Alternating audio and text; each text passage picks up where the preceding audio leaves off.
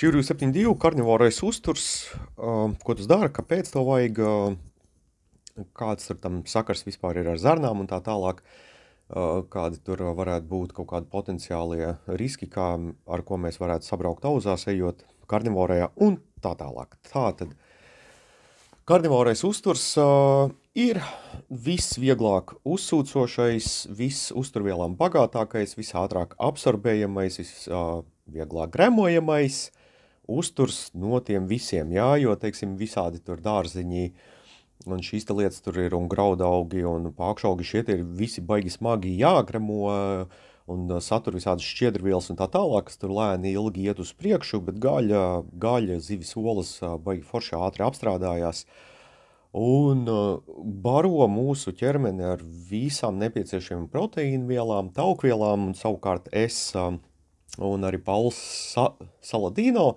sludina to, ka karnivora uzturu var apvienot arī ar medu augļiem, tādiem ļoti iedzīgiem, kvalitatīviem ogļhidrāta avotiem. Šī kontekstā es to karnivoro personīgi man, ja? Kāpēc man to vajag? Man glutēns un visa veida glutēns saturošie graudaugi ir mans ahilē papēdis, tik līdz es to sāku ēst, man sākās visādas problēmas. Galva pirmām kārtām strādā sūdīgāk, garīgais ir sūdīgāks. Un man ir tā, ka man sāk tā kā mesties tādi balti ādas pleķi šeit visur uz kakla, uz pleciem tā tālāk, tā kā es te nesen biju Itālijā un sēdos tur daudz maizes, un te vēl Horvātijā es te padomāju, ka es te varu vēst kaut kādu kukurūzu maizi un tā, nevaru. Man nav tik traki vēl tie simptomi, bet es jau jūtu, ka man te tādas tā kā mazas adatiņas visu laiku dursta, kas nozīmē, ka arī man ir jāēd karnivorais uzturs, jo tas man vienmēr strādā ļoti lieliski. Un, jā, un tā pati vēdera pūšanās, jā, tātad vēdera pūšanās un visas pārējās vēdera problēmas, kāpēc tās sākas?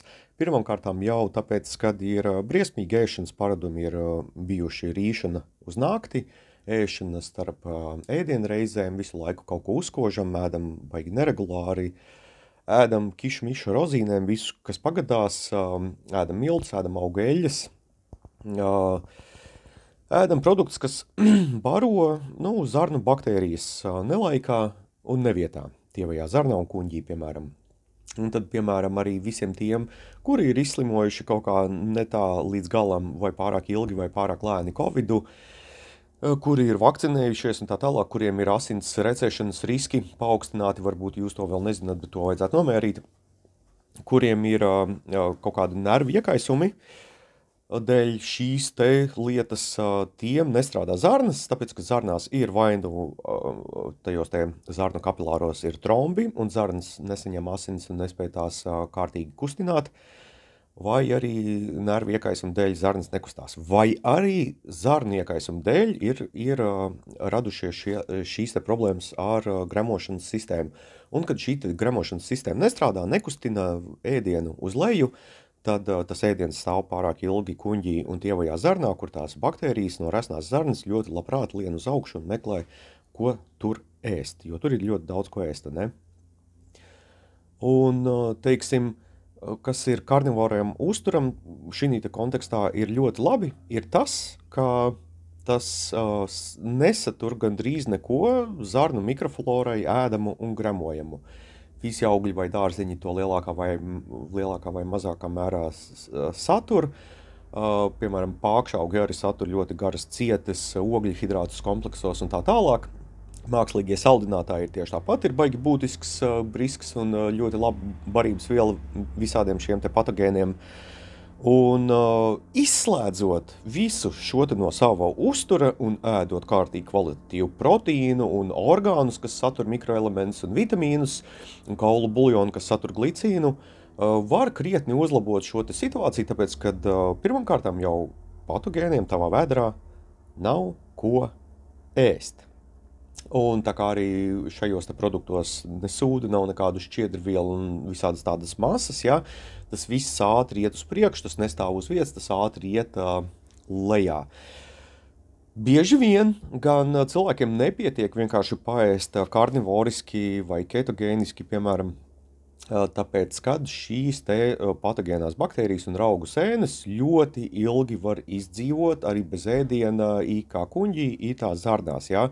Tāpēc šo te karnivoro ēdienu, skatoties, cik nu kuram ir smaga šī te situācija, var apvienot ar dažādiem līdzekļiem.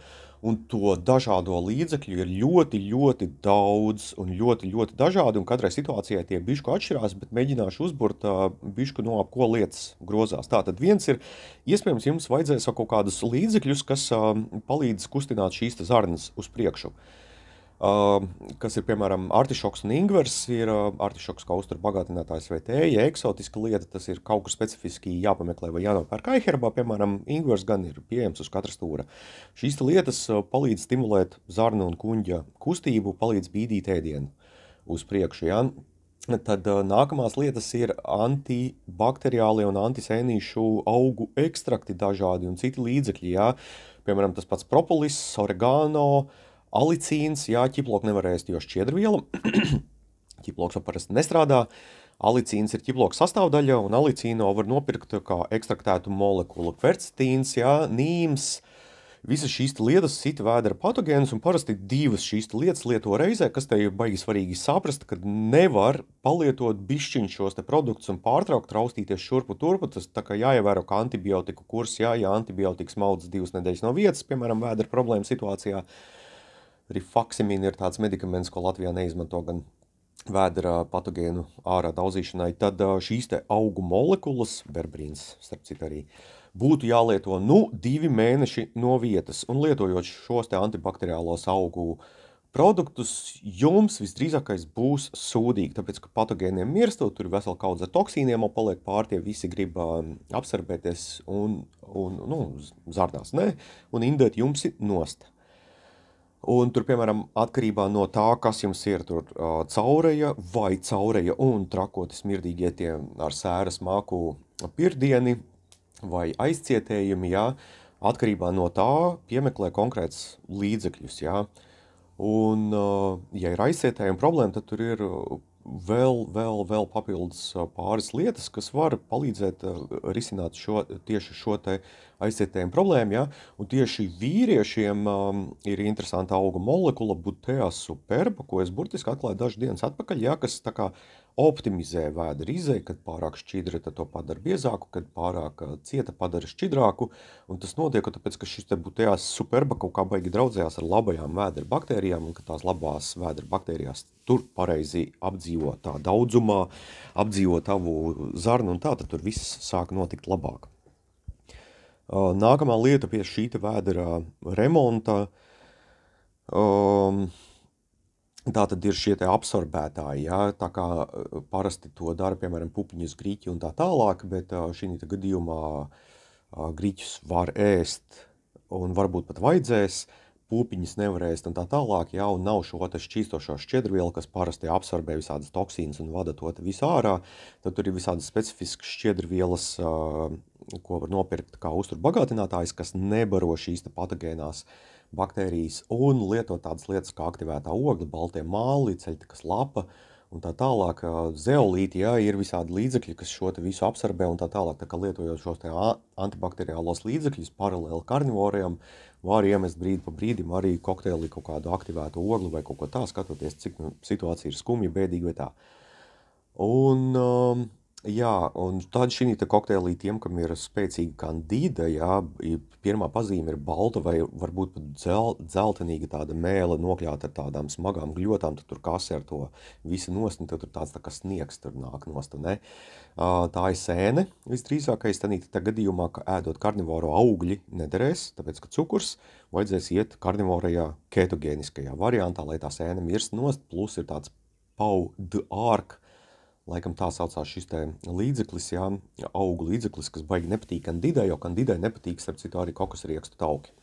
Jā, tāpēc šāda te lieta kā kokosriekstu tauki pie karnivorām augt klāt var, un varbūt pat vajag. Tā kā šī te visa tā vēdera labošanas lieta ar karnivoru uzturu ir baigi smalki detalizēta, un tāda, vajadzētu to visu baigi personalizēt, un izrietot pēc simptomiem un pazīmēm, un varbūt kaut kādām analīzēm, ja ir, jā, tad tur to visu var baigi pielāgot, kas bija tāda pēdējā lieta, ko es gribēju pieminēt šī sakarā.